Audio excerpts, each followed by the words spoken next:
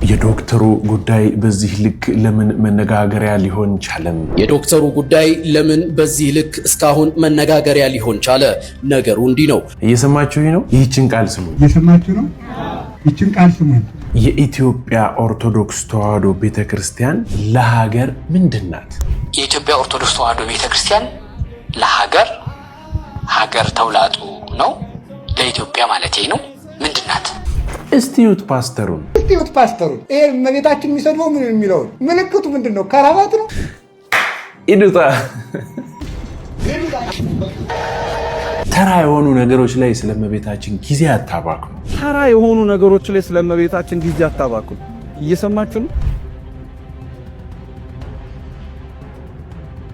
ሰላም ለእናንተ ይሁን። ክርስቶስ ተንሥአ እሙታን በዐቢይ ኃይል ወሥልጣን አሰሮ ለሰይጣን አግዓዞ ለአዳም ሰላም እምይእዜሰ ኮነ ፍስሐ ወሰላም። እኔና እናንተ የምንቀባበለው በዓለ ሃምሳ አላለቀም። እስከ መጨረሻው ድረስ በዚህ ሰላምታ ነው ሰላም የምንባባለው ቤተክርስቲያናችን እንዳስተማራችን። እንዴት አላችሁ? ሰላም ናችሁ ወይ? ሰላም እግዚአብሔር ከእናንተ ጋር ይሁን። እጅግ በጣም ደህና ነን። እጅግ በጣም ሰላም ነኝ። እንግዲህ ከረጅም ጊዜ በኋላ ተጠፋፍተን ዳግም ተገናኝተናል። እንግዲህ ወደ 10 ምናምን ቀን ሊሆን ነው አይደል? በጣም ረጅም ጊዜ ነው ብዬ አስባለሁ። ምክንያቱም ቀን በቀን እየሰራሁላችሁ ስለነበረ ተቀነጫጭበው ያያችኋቸውን ቪዲዮዎች እኔ ዲያቆን አቤሜሌክ ወደ እናንተ በደንብ አድርጌ ያብራራላችኋለሁ። ወቅታዊና ጊዜያዊ ናቸው ብዬ አስባለሁ። ሀገራዊ፣ ሃይማኖታዊ የሆኑ ጉዳዮችን ሁልጊዜ ወደ እናንተ ይዤላችሁ ቀርባለሁ። እንግዲህ ገብረ መንፈስ ቅዱስ በዛሬው ዕለት ሁላችንን እንዲባርኩን የረድኤት ስራ የበረከት ስራ የሚሆንም ጥቂት ጣል አድርጌላችሁ አልፋለሁ። በቀጥታ መሄድ የምፈልገው ወደ መርሃ ግብሮቹ ነው። ታዲያ ሁላችሁም ባላችሁበት ሆናችሁ አረፍ ብላችሁ እንድትከታተሉት በአክብሮት ጋብዛችኋለሁ። ወደ ፕሮግራሙ እንሂድ። ለትውልዱ ማስተላለፈው ፍሮም ዳርክነስ ቱ ላይት ተር ከጨለማ ወደ ብርሃን እንዲመለሱ ከጨለማ ወደ ብርሃን ካልተመለሱ ሰደል ድንገት የሚሆን ነገር አይታወቅም። እኛ ሴፍ ተደርገናል። ሰዎች አሁን ዛሬ ኢዩኤል 2:28 ስጋ በለበሰው ሁሉ ላይ ከመንፈስ ያፈሳሉ ስለሚል ዛሬ ይህንን ተስፋ አድርገው ቢድኑ ኢየሱስ ክርስቶስ ይስሙ። አሁን ጫካ ሄደው ሌላ ስራ የለኝም ሚሊዮን ሌላ ይስሙ። ካልሰሙ አለቀለት። እምነት ከመስማት ነው። መስማትም ደግሞ በእግዚአብሔር ቃል ነው።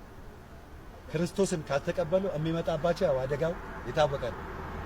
ይሄን ነው ማስተላለፍ። ማንም ሰው ግን እኔ አሁን ስሰብክ ማንም ሰው ክርስቶስን ከተቀበለ ከድቅድቅ ጨለማ ወደሚደነቅ ብርሃን ይመጣል ማለት ነው።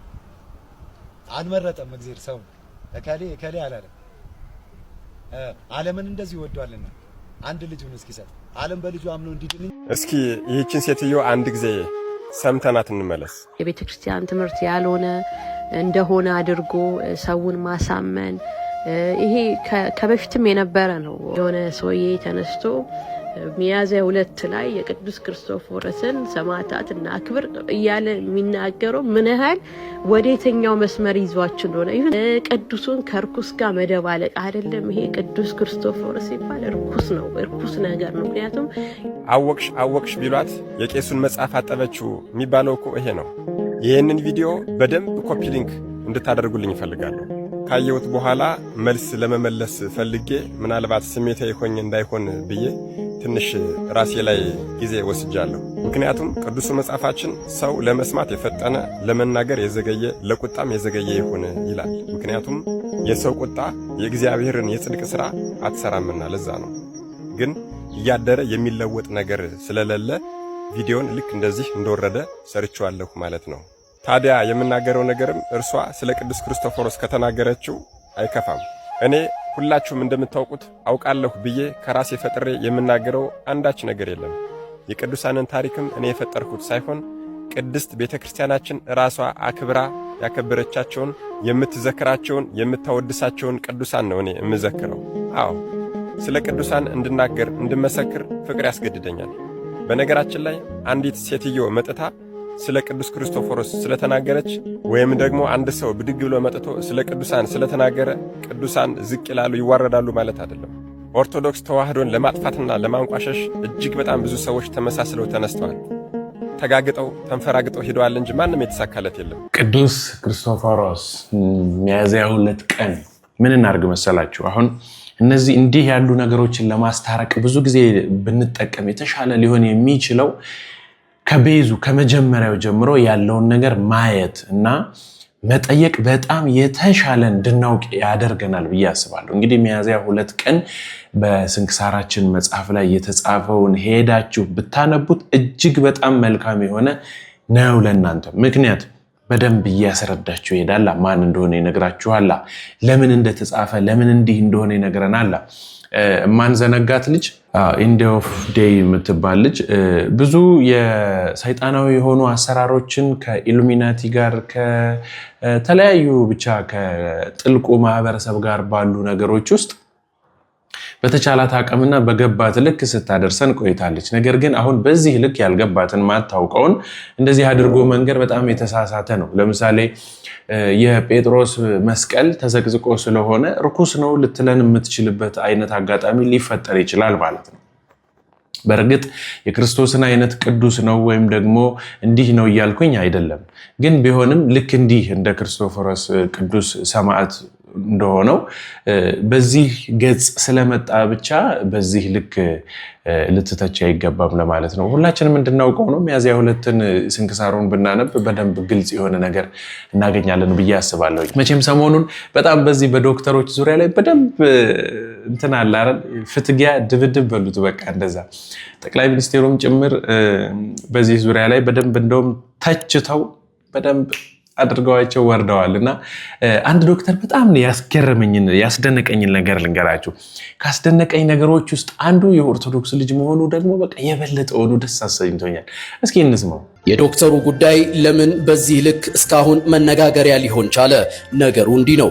ዶክተር ብሩክ ወይሻ የራሱን የሰርግ ዝግጅት አቋርጦ በመውጣት ታካሚን ቀዶ ጥገና በማድረግ ሕይወት የማዳኑ ጉዳይ እስካሁን መነጋገሪያ ሆኗል። መነጋገሪያነቱ ግን ሕይወት በማዳኑና ሙሽራ በመሆኑ ብቻ አይደለም። ዶክተሩ ጋብቻውን በስርዓተ ቤተ ክርስቲያን ሊፈጽም ከሌሊት ጀምሮ ቤተ ክርስቲያን ተገኝቷል።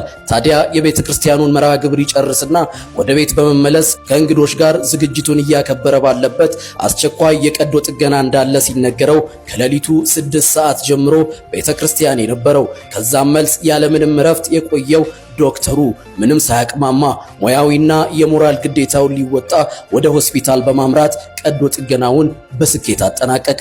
በሙያዬ የፈጸምኩትን ቃለ መሐላና የገባሁትን ቃል ኪዳን መቼም ቢሆን አላጥፍም፣ ለሙያው የሚገባውን ክብር እሰጣለሁ የዶክተር ብሩክ መልእክት ነበር። ስምን መልአክ ያወጣዋል አይደል የሚባለው? እናንተስ ስለ ዶክተር ብሩክ ምን ትላላችሁ? ዛሬን ለነገ እንኑር።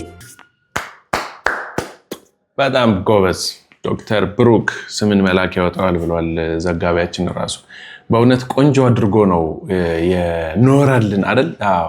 እንግዲህ የእሱን ሰርግ እየሰራ ሞት ከታወጀበት ሰው ላይ ወጥቶ ሄዶ ያንን ነገር አድርጎ በዚህ ልክ ማትረፍ በጣም ደስ የሚል ነው። በእውነት እጅግ በጣም አድርጌ አመሰግናለሁ። በተለይ ደግሞ ኦርቶዶክስ መሆኑ በጣም ደስ ብሎኝ እና በእውነት እናመሰግናለን ዶክተሮቻችን። ልክ እንደዚህ እንድትሆኑልን ስል እኔ ራሱ እንደው መልእክቴን አስተላልፋለሁ። ምክንያቱም የትኛውም የመንግስት መስሪያ ቤት ውስጥ የመንግስት ሆስፒታል ማለት ነው በስርዓት ተስተናግደን በጨዋ ደንብ እንትን ብለን አናውቅም አይደለ? ብዙ ጊዜ ብዙ እንግልቶች፣ የሰዓት ማርፈዶች፣ አለመግባቶች ምናምን አሉና በዚህ ልክ ግን ሰርጉን ትቶ ሙሽራው ሄዶ ሐኪም ሆኖ ሐኪምነቱን አክብሮ መስራት ማለት በጣም በእውነት በጣም ትልቅ ሊከበር የሚገባ ነውና እጅግ በጣም ደስ ስላለኝ ነው ወደ እናንተ ያመጣሁላችሁ። አባ ገብረ ኪዳንን እንስማ።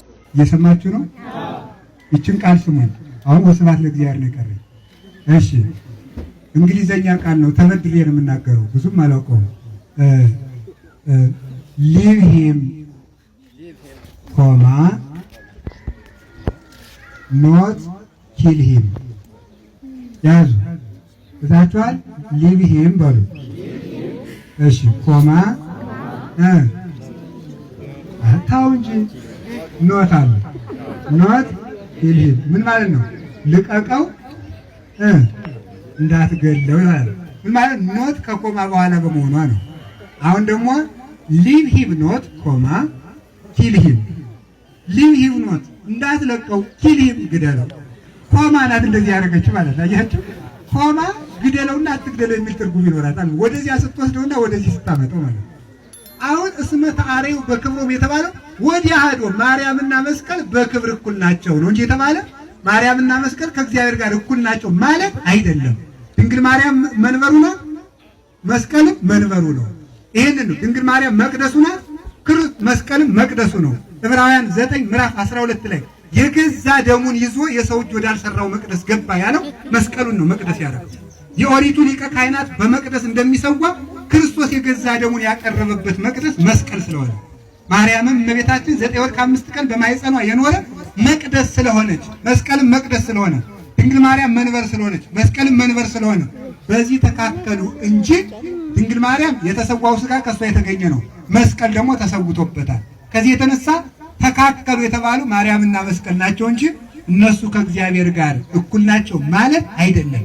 የመናፍቃን አንዱ ተንኮላቸው እኛ የማንለውን ይላሉ ማለታቸው ነው።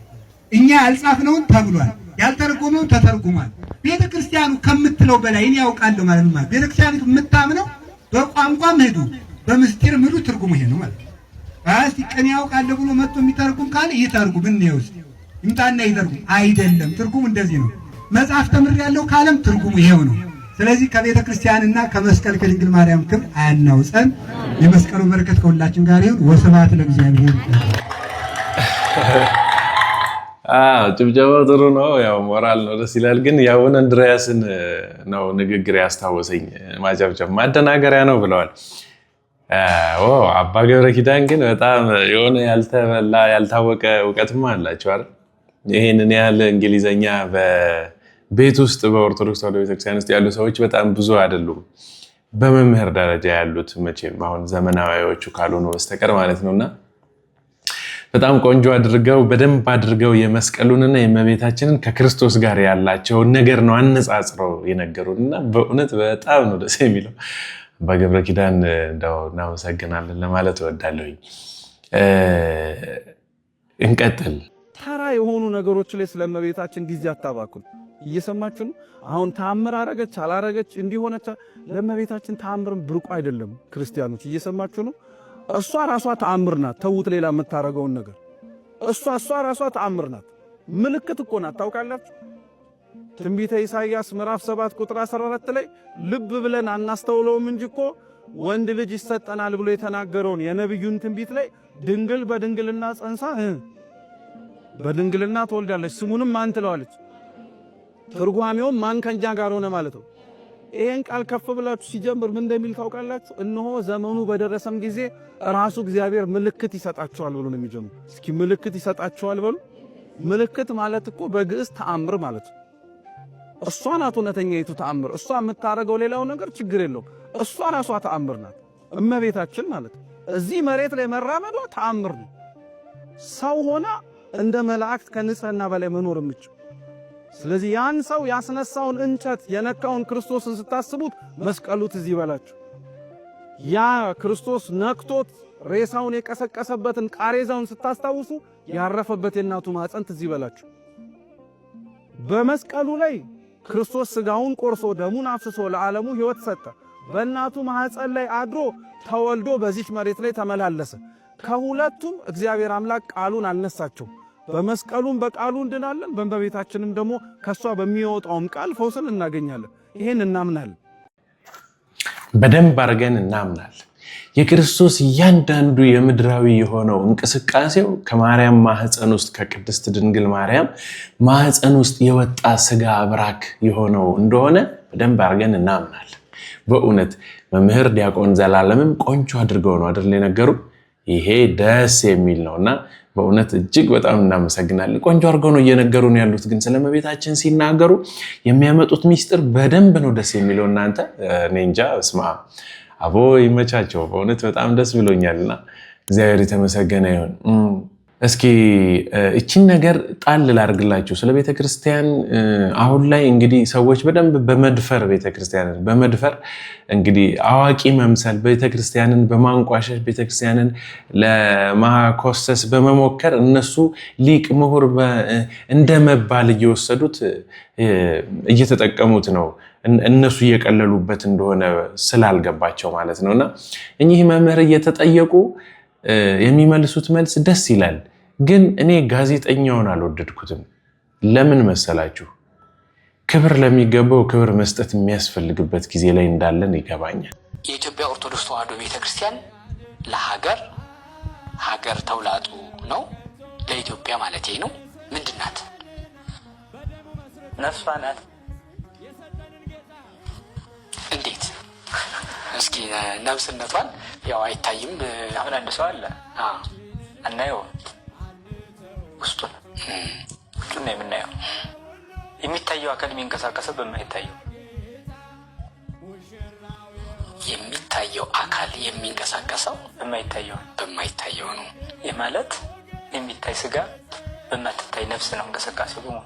ንግግሩ ማየቱም በራሱ የሞተ ሰው የማየው ነፍስ ላይ፣ የማይሄዱም በተመሳሳይ፣ የማይነገሩም በተመሳሳይ፣ ክብሩም በተመሳሳይ ሳለ ገሌ ተብሎ ይጠራ የነበረው ሰው ሲሞት ሬሳ ተብሎ መጠራቱ ነፍሱ ስለወጣች አይደል? ስለዚህ ለኢትዮጵያ ቤተክርስቲያን ምንድን ናት ከተባለ ነፍሷ ናት። ነፍስ ዘርታ ነፍስ ሆና ህይወት ሆና ኢትዮጵያ እንድትናገር፣ ኢትዮጵያ እንድትፈራ፣ ኢትዮጵያ እንድትከበር፣ ኢትዮጵያ እንድትኖር፣ ኢትዮጵያ እንድትለማ፣ ኢትዮጵያ ሀገር ተብላ እንድትጠራ፣ በዓለም ገጽታ ላይ ኃይሏ እንዲገለጥ፣ ይህን ሁሉ ሀገረ መንግስት እንዲኖራት፣ ጥበብ እንዲኖራት፣ ለዓለም አስደናቂ የሆነውን በሙሉ ውስጧ የፈጠረችላት ቤተክርስቲያን ናት። ስለዚህ ቤተክርስቲያን ነፍሷ ለኢትዮጵያ ነፍሷ ናት። ሌሎችም ስላሉ እኮ ነው መግለጫዎቹን እንዲነግሩኝ ብዬ ነው። በዚህ ጊዜ እገልጻለሁ። ግለጹልኝ። ነፍስ ለአንድ ሰው ያላትን እንግዲህ ቦታ አይተናል። ስለዚህ እንደ ሀገርም ስንመለከት ዘመናዊ ትምህርት ነበረ በኢትዮጵያ የሚለው መጠየቅ ያስፈልጋል። ጽፈት የሚባል ፊደል የሚባል ቋንቋ የሚባል ምን ነበር ኢትዮጵያ ውስጥ? ከዘመናዊ ትምህርት በፊት ምን ነበር? ዘመናዊ ትምህርት የመጣ ገና 50-60 ዓመታት ያስቆጠረ ዩኒቨርሲቲ የሚባሉ ትምህርት ቤቶች የመጡት አይደለም።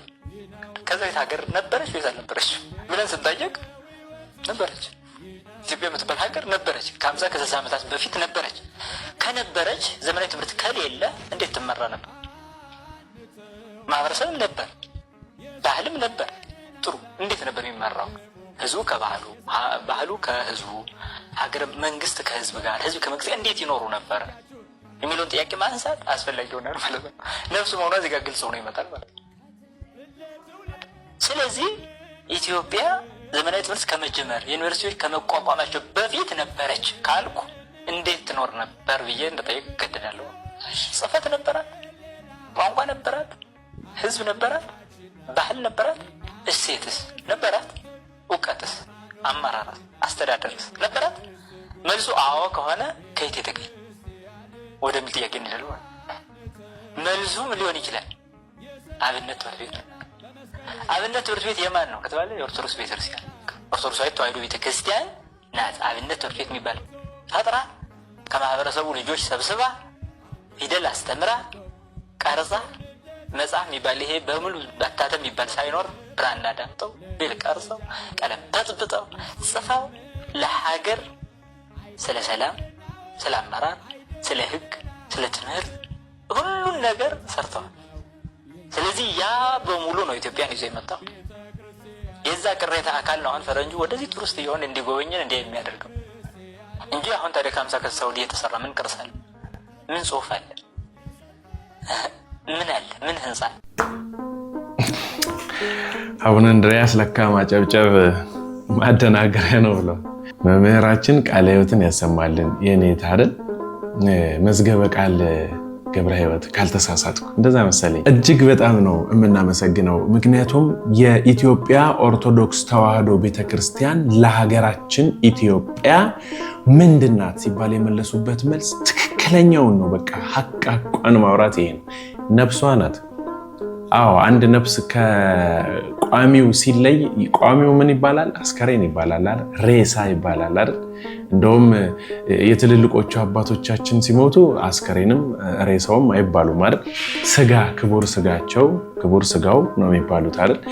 እና በእውነት ስም ይቀይራልና ይቺ ኦርቶዶክስ ተዋሕዶ ቤተክርስቲያን ፊደል ቀርጻ የሰጠቻት ለሀገሯ ነፍሷ ሆና ነው የተገኘችው። ቆንጆ አድርገው ነው የገለጹልን። እንደዚህ ያሉ መምህራኖችን በዚህ ጊዜ ዛሬ ጥፉ በሆነበት ሰዓት መኖራቸውና መስማታችን እጅግ በጣም ደስ የሚል ነገር። እሺ የግዕዝ ሚዲያ አድማጭ ተመልካቾቼ አሁን ቀጥሎ ማሳያችሁ ዛሬ በረከት እሰጣችኋለሁ ባልኩት መሰረት ይችን በረከት ወደ እናንተ ጣል ለማድረግ ወድጃለሁኝ።